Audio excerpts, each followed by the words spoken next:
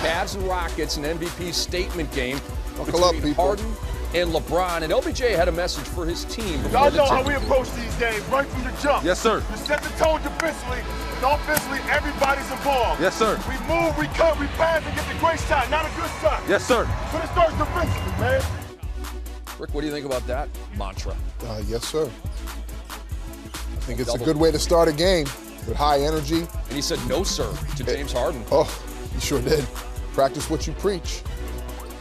And then right here, LeBron James with the steal. Bones, he had 3 blocks and 3 steals and a bunch of other goodies. Yep, good hands for LeBron, and then on the break, wise decision for James Harden just to get out of the highlight entirely. Let LeBron do the work. Things get chippy here. Patrick Beverly comes over trying to take the charge. It's called a block. He gets tangled up with LeBron James. They both got called for technical foul. I think Ronda Rousey's at the bottom of the pile somewhere. UFC 184, let's see. Ooh, little forearm. 14 seconds, it's over. Was that UFC 184? Was that real? It's a lot of UFC. Okay, hold on. See, I always like these square ups.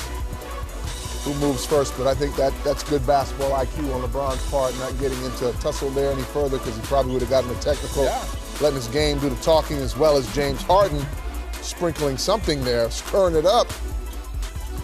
Harden then right here, bottled up in a great double team by the Cavaliers. Falls to the floor and kicks LeBron James below the belt. I think with James falling down, cupping the ball in 2 ways, that maybe that was inadvertent, and then I'm making sure I'm watching his eyes to make sure he wasn't targeting anything. Harden called for a flagrant 1, and obviously many heated words were exchanged. Corey Brewer getting involved. He got a tech. Tristan Thompson got a tech, but LeBron did not pick up his second. He was able to keep balling and keep hitting. See, that's not a man that hits that shot that goes 3 for 11 from the free throw line. That doesn't make sense to me. So something must have been off there.